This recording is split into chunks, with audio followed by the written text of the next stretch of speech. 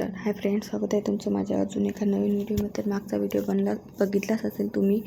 मी आईला बालशाहीचा पाहुणचार वगैरे केला होता आणि मी मागचा व्हिडिओ चॅनलवरती आपल्या अपलोड केला आहे. बघितला नसेल तर जाऊन बघा. तर मी सांगितलंच होतं की माझी आई जास्त दिवस राहत नाही म्हणते म्हणून. तर बघा, महाशिवरात्रीच्या एका दिवसा अगोदरच माझी आई गावाला गेली. जसं 15ची महाशिवरात्री होती तर माझी आई 14लाच गावाला गेली. मी म्हटलं तिला की इकडेच महाशिवरात्री करू नको जाऊ, पण ती म्हणत होती नाही घरीच करतो म्हणून ती गेली. मग आई गेल्यानंतर मला पण काही करमत नव्हतं आणि मन पण लागत नव्हतं, कारण आईच्या इकडे होती तर सर्वजण दिसत होते आणि इथे फक्त 4च तोंड दिसत होते म्हणून मन काही लागत नव्हतं. डुग्गू होता, थोडासा डुग्गूकडे बघितलं की करमत होतं, बाकी असं तर काही गमतच नव्हतं. आणि आईचा पण फोन आला तर आई पण तशीच म्हणत होती की आम्हाला गमत नाही, कारण 4 महिने उलटून गेले मी आईकडे राहत होती आणि अगोदरच 2 महिन्यापासूनच माझं जाणं येणं होतं. टोटली 6 महिने आईकडे राहिल्यावर त्यांना पण कसं करमन म्हणावं.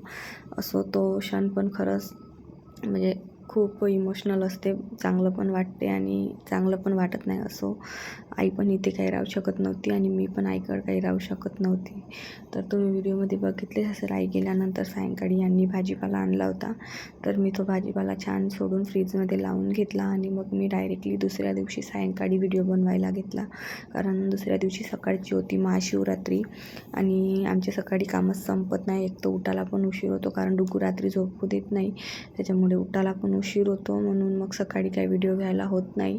मग त्यानंतर मी सायंकाळी व्हिडिओ घेतला आणि महाशिवरात्री होती. माझ्या जाऊचा पण उपवास वगैरे होता, तर तिने सकाळी उपवासाला काहीच केलं नव्हतं. तिने रताळे खाऊनच उपवास आपला केला होता.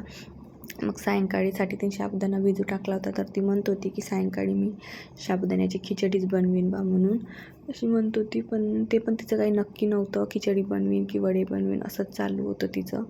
मी म्हटलं तुला जे जमते ते बनव. मी तिला म्हटलं होतं की मी वडे बनवून देतो, पण ते म्हणत होती नाही मला वडे पण नाही खाऊ वाटत, मग खिचडीच बनवते अशी म्हणत होती. तर हे बघा, तुम्हाला व्हिडिओमध्ये दिसतेच असेल, माझी जाऊ मला खालती साबुदाण्याच्या खिचडीची तयारी करून देत होती बघा.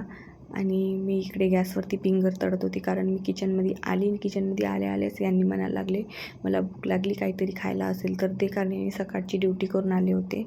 तर स्वयंपाकाला वेळ होता, तर मी म्हटलं आता खायला तर काहीच नाही, जेवणच करू. पण हे म्हणत होते नाही जेवणाला वेळ होते.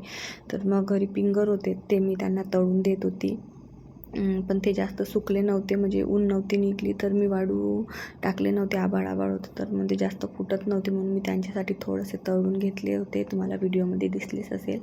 आणि 2 याच्यामध्ये मी साबुदाणा म्हणजे काढला होता. आता 2 याच्यामध्ये कशाला म्हणाल तुम्ही, तर एक माझ्या जाऊसाठी ज्याच्यामध्ये आलू मिरची आपलं सगळं शेंगदाणे वगैरे टाकून बनवणार होती, आणि एक मी माझ्यासाठी काढून घेतला होता, कारण मला डिलिव्हरनंतर मिरची वगैरे साबुदाणा जमतेच का नाही तेच मला माहीत नव्हतं, पण माझी खायची इच्छा झाली होती म्हणून मी थोडासा बनवते म्हणून लसणाचा तडका देऊन थोडासा काढून घेतला होता. बघा, तुम्हाला व्हिडिओमध्ये दिसला असेल, मी जास्त काही काढलं नव्हतं माझ्यासाठी.